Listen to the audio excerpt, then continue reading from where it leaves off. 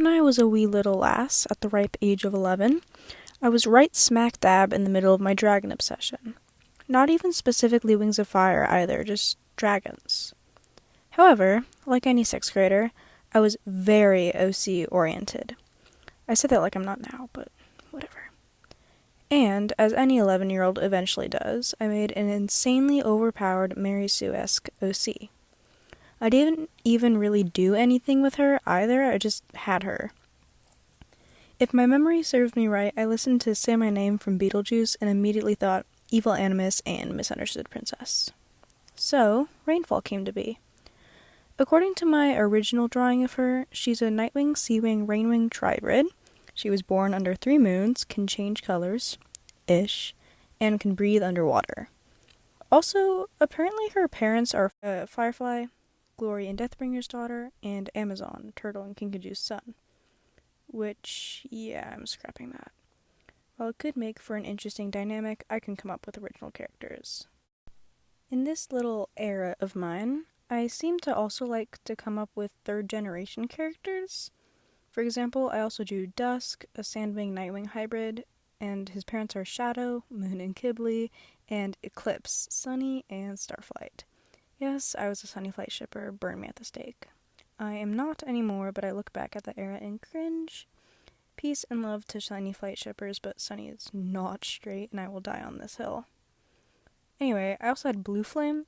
I think I made a mistake here, and I wrote that her breed is female, which is possibly one of the funniest things I could have said in that situation.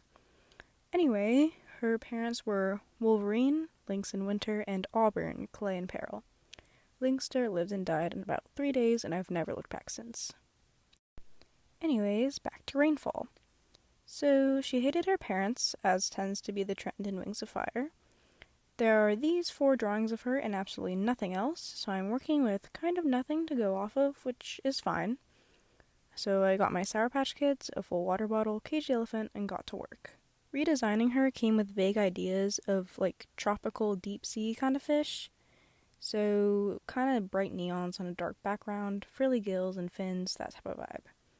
I did one singular Google search and called it a day, so no research went into this. Purely vibes. Logic and physics don't apply to the creative process.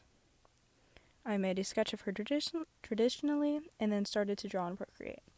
I also redrew her maybe a year-ish ago, and use it as another loose reference. I'd imagine with the Nightwings and Rainwings living in the same general area, and also under the same queen, lots of hybrids would come about. It's still the early days of the Nightwings being in the forest, however, so hybrids are generally looked down upon. Because of the stigma, one of the hybrids, Starfruit, creative, I know, takes to traveling the coast in small islands near the Rainwing forest. She finds peace there in the repetition of the waves crashing on the shore and seagulls calling to each other. It's there that she meets Bluegill, a seawing who is exiled from the Sea Kingdom due to failing to protect Queen Coral's eggs. He's thankful every day that he never got a worse punishment.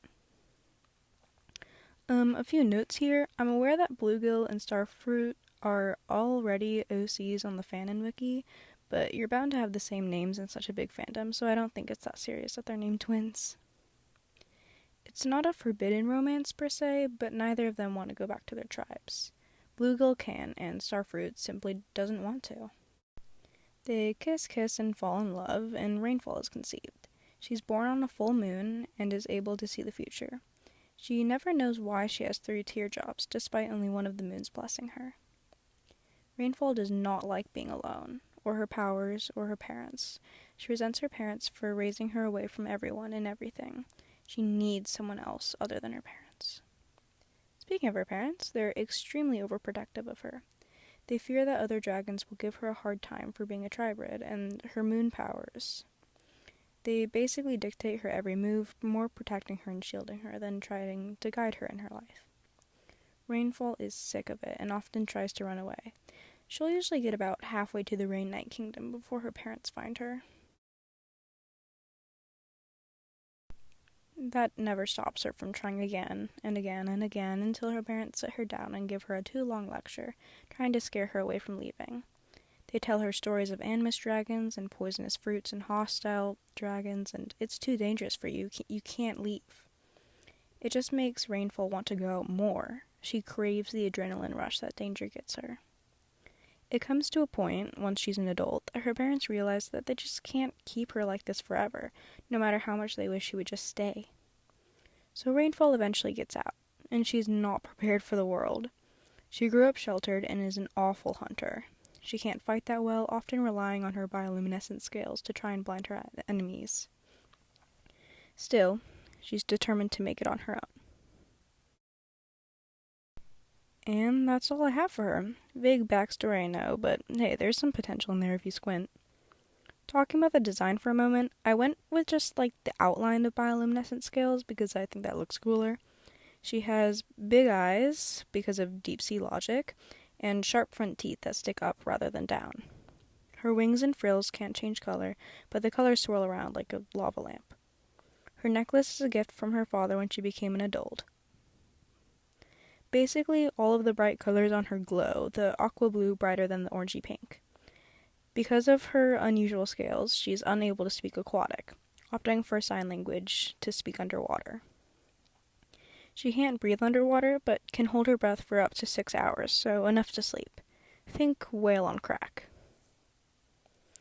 I'm not going to sell her or anything, because I want to flesh out her story, maybe make a few other dragons to accompany her, and teach her life isn't about the adrenaline rush. That's kind of it for this video. Thank you so much for listening to my ramblings, and have a fantastic rest of your time on and off the internet.